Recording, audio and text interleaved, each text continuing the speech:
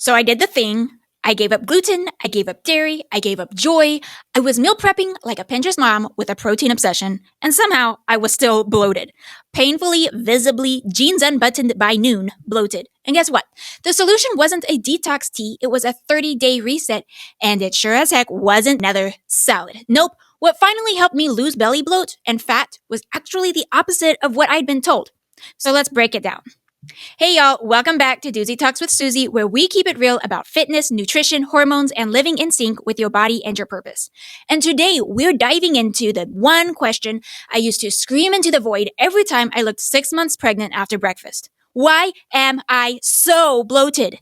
Constantly, it didn't matter what I did. The inflammation stayed, the fat wouldn't budge, and don't even get me started on the mood swings and brain fog, but here's the plot twist. I didn't need a stricter diet or a harder workout. I needed to stop ignoring what my gut and DNA were trying to tell me. So in this episode, I'm giving you a full breakdown.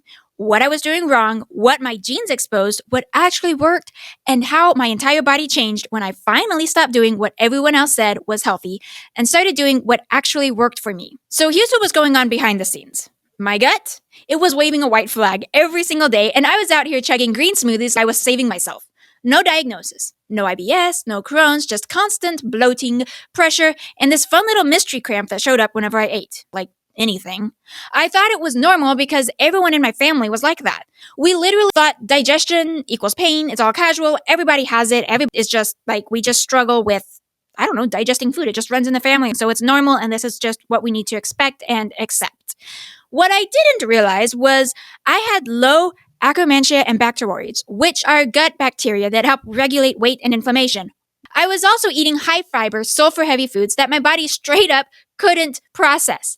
And I had genes that made detox slow, molasses slow. Plus, I had CBS and MTHFR mutations, so all those healthy veggies were basically punching my gut in the face. So while I was flexing about my kale intake and my plant-based protein bowls, my gut was like, what would be cute if you stop?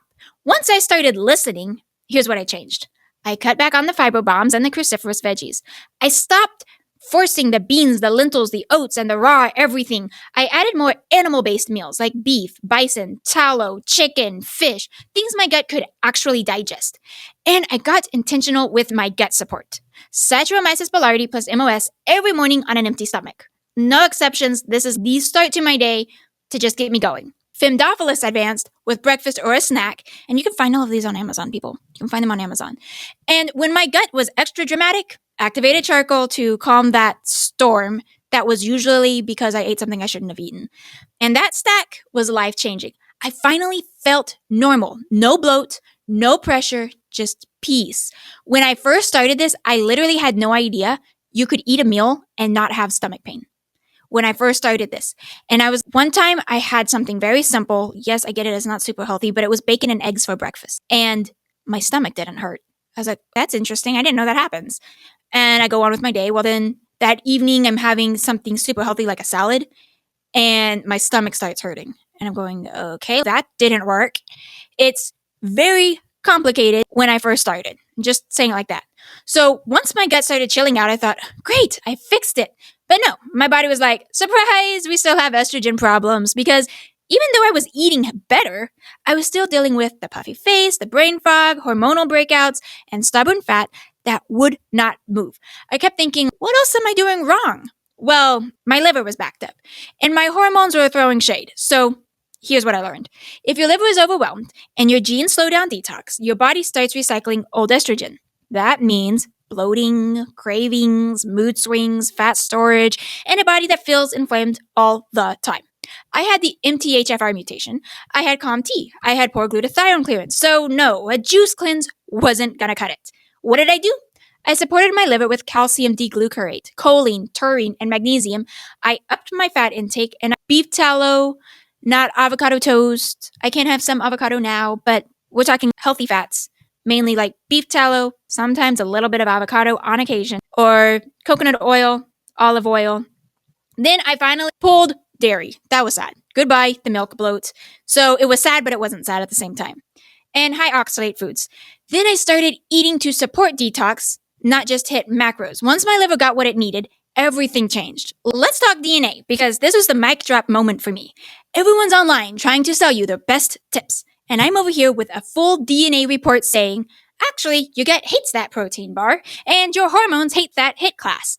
What changed when I looked at my DNA? I finally understood why I couldn't handle plant-heavy diets, why high-intensity workouts made me feel worse, why I needed more recovery and more nutrient density, not more restriction. I stopped overtraining. I started syncing my workouts with my cycle, heavy lifting during ovulation, lighter strength, and zone 2 cardio during luteal. And I went from doing too much and seeing no results to training smarter and getting leaner. And honestly, I'm stronger now than I've ever been, and I'm doing half the work I used to do. Here's the thing no one tells you about belly bloat and stubborn fat. It's not just about what you eat. It's about how your body handles what you eat. And if your gut is inflamed, your detox is sluggish, or your hormones are off, it doesn't matter how perfect your diet is, you're going to stay stuck.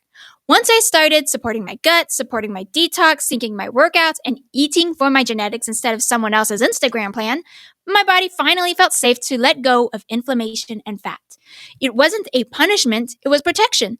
So if you're doing everything right and still not seeing results, please stop blaming yourself. Start asking better questions. Start listening to the signals. Start looking under the surface. This was never about shrinking your body, it was about understanding it. Go watch my last video, the 3 weight loss mistakes I made before I knew about my DNA, because that's where I break down everything I was doing wrong before this transformation even happened. And if this hit home, like it, share it, text it to your friend who's bloated and doesn't know why. Subscribe, because we're not done. This is Doozy Talks with Susie, and your body, it's smarter than you think.